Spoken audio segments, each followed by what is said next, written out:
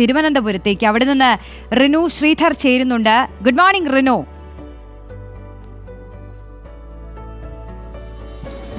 Morning Roshini and Venkatesh.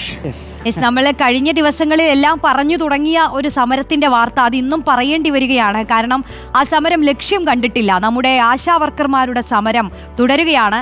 സമരം 14-ാം ദിവസത്തിലേക്ക് കടക്കുന്നു അല്ലേ റിനു? ഇന്നിപ്പോൾ സമരവേദിയിൽ എന്തൊക്കെ സംഭവിക്കും?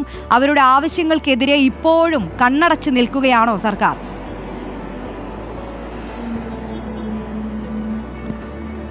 തീർച്ചയായും റോഷിനി, കാരണം 14 ദിവസം പിന്നിടുകയാണ് സെക്രട്ടേറിയറ്റിന് മുന്നിലെ ഈ ആശാ വർക്കർമാരുടെ സമരം. ഞാനിപ്പോഴും ഈ സമരത്തിന് മുൻവശത്താണ് ഉള്ളത്.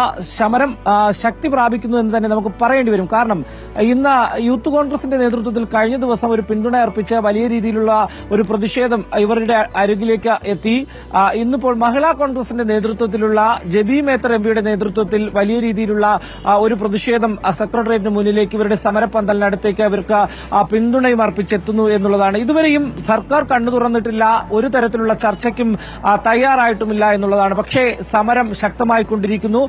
ഇന്ന് വരും ദിവസങ്ങൾ പോലെ തന്നെ അല്ലെങ്കിൽ ഇന്നു മുതൽ വലിയ രീതിയിലുള്ള സമരത്തിലേക്ക് പോകുവാൻ വേണ്ടി ഇവർ തയ്യാറാകുന്നു എന്നുള്ളതാണ്. വിവിധ ജില്ലകളിൽ നിന്ന് കൂടുതൽ ആശാ വർക്കർമാരെ സെക്രട്ടേറിയറ്റിന് മുന്നിലേക്ക് എത്തിച്ചുകൊണ്ട് സമരം അതിശക്തമായി മുന്നോട്ട് കൊണ്ടുപോകുവാൻ തന്നെയാണ് തീരുമാനിച്ചിട്ടുള്ളത് എന്ന് തന്നെയാണ് ഇവർ പങ്കുവയ്ക്കുന്നത്. ആ തരത്തിലേക്ക് പോകുന്നു എന്നുള്ളതാണ്. പക്ഷേ സർക്കാരിന് കണ്ണടച്ചിരിക്കാൻ കഴിയില്ല, ഇതിൽ ഇടപെട്ടേ പറ്റൂ എന്നുള്ളതാണ്. കാരണം ഇത് കോൺഗ്രസ് ഏറ്റെടുത്തു കഴിഞ്ഞു. കഴിഞ്ഞ ദിവസങ്ങളിലൊക്കെ തന്നെ ബിജെപിയുടെ സംസ്ഥാന അധ്യക്ഷൻ ഇവിടെ എത്തുന്നു, പിന്തുണ അറിയിക്കുന്നു. വിവിധ സംഘടനകളുടെ അധ്യക്ഷന്മാരും നേതാക്കളും എത്തി പിന്തുണ അർപ്പിക്കുന്നു. രമേശ് ചെന്നിത്തല, വി ഡി സതീശൻ, പ്രതിപക്ഷത്തിന്റെ വിവിധ സംഘടനകൾ ഇവിടെ എത്തുന്നു, ഇവർക്ക് പിന്തുണ അർപ്പിക്കുന്നു. അത്തരത്തിൽ ഈ സമരം പ്രതിപക്ഷം ഏറ്റെടുക്കുന്ന ഒരു സാഹചര്യത്തിലേക്ക് പോയതുകൊണ്ട് തന്നെ സർക്കാരിന് ഇതിൽ ഇടപെട്ടേ മതിയാകൂ എന്നുള്ളതാണ് ഏറ്റവും പ്രധാനപ്പെട്ട ഒരു കാര്യം. അല്പസമയം മുമ്പും ഈ സമരവേദിയിൽ വലിയ രീതിയിലുള്ള ആൾക്കൂട്ടം ഉണ്ടായിരുന്നു. ഇപ്പോൾ കുറച്ചുപേർ മാത്രമാണ് ഉള്ളത്. ബാക്കിയുള്ളവർക്കൊക്കെ തന്നെ അവർ പ്രഭാത കൃത്യത്തിനൊക്കെ തന്നെ പോയിരിക്കുന്നു. ഒപ്പം അപ്പുറത്ത് കിടന്നുറങ്ങുന്നവരുണ്ട്.